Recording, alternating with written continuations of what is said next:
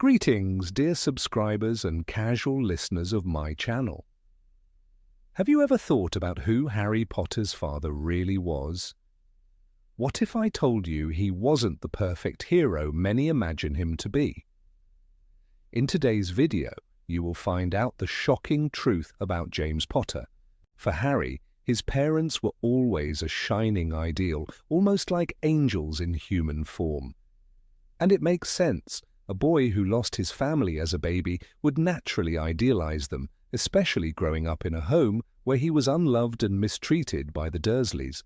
But what happens if we step away from childhood admiration and look at James Potter objectively? His mother, Lily, was kind-hearted and selfless, but James, he was far from a saint. Why do I say this? Let me prove it to you. James Potter was born into a wealthy, respected wizarding family. Unlike the Malfoys or the Blacks, the Potters weren't obsessed with blood purity, but they still valued their lineage. James, however, broke tradition by marrying Lily, a Muggle-born witch, something his ancestors never did. At Hogwarts, James became a Gryffindor, excelling in Quidditch and surrounding himself with a close-knit group of friends: Sirius Black, Remus Lupin, and Peter Pettigrew. He was popular, talented, and full of confidence.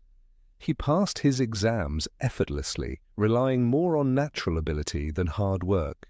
After Hogwarts, he and his friends joined the Order of the Phoenix, fighting against Voldemort. He faced the Dark Lord multiple times, always escaping with his life, until the fateful night when Voldemort came for his son. That night, James was the first to fall. But was he really the noble hero everyone remembers? The truth is, James Potter had flaws that cannot be ignored. He was a troublemaker. At school, James and his friends were notorious pranksters. They caused mischief, spied on classmates, and pulled stunts that often went too far. Even Lily found him arrogant and immature at first. He was arrogant. James took pride in his skills and pureblood heritage. He never had to struggle for anything, and he wasn't shy about reminding others of that. He even mocked Vernon Dursley, Lily's sister's husband, for his Muggle interests. He bullied Severus Snape. And here's the biggest stain on his legacy: the relentless bullying of Severus. James humiliated him in front of the entire school, knowing full well that Severus was deeply in love with Lily. James Potter was charming, talented, and brave, but these qualities masked a darker side. His actions at Hogwarts, especially towards Severus Snape, paint a picture of a young man who enjoyed having power over others. He wasn't just a prankster, he was a bully, and his cruelty wasn't limited to harmless jokes. Severus Snape, unlike James, came from a poor, broken home. He was different, an outsider, and James saw this as an opportunity to assert dominance. Together with Sirius, he turned humiliating Snape into a sport. They mocked his appearance, his greasy hair, his clothes, and above all, his passion for the dark arts.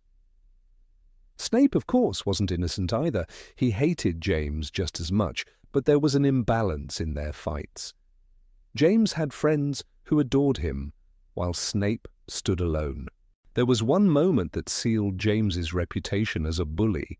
It happened by the Black Lake in broad daylight with the whole school watching. James levitated Snape into the air, flipped him upside down and pulled down his robes, exposing him to laughter and ridicule. Snape, furious and humiliated, retaliated with a desperate insult, calling Lily a mudblood. That moment changed everything. Lily, the only person who had ever been kind to Snape, turned away from him. It was the final blow. Some argue that James matured, that he changed as he grew older. He did eventually win Lily's heart. But did he truly change? Or did he just grow tired of playing the role of a schoolyard bully? He stopped harassing Snape, but was it because he felt remorse, or because he no longer had to? He had everything: Lily, popularity, talent. There was no need to keep proving himself. Despite his flaws, James was undeniably brave. He didn't run when Voldemort came for his family. He stood his ground, wand in hand, even though he knew he had no chance. He didn't hesitate. He died protecting his wife and son. But does an act of heroism erase a lifetime of arrogance and cruelty? That's where opinions differ. Some believe James was simply young and reckless, that he didn't understand the impact of his actions. Others say he was a product of privilege, someone who always got what he wanted and never faced real consequences. Snape never forgave him. Even after James was gone, even after Lily's death, Snape's hatred remained. It fueled him. He carried it for years, turning it into an obsession. In a way, James never stopped haunting him. The irony is that James and Snape were more alike than they would ever admit. Both were powerful wizards, both were deeply in love with Lily, and both fought against Voldemort in the end.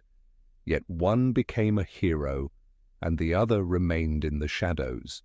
Perhaps the truth is this: James Potter was neither a saint nor a villain. He was human, flawed, arrogant, cruel at times, but also courageous, loyal, and capable of great love. The question remains, if James had survived, would he have become a better man? Would he have looked back at his past with regret? Or would he have continued to see himself as the golden boy, never acknowledging the pain he had caused?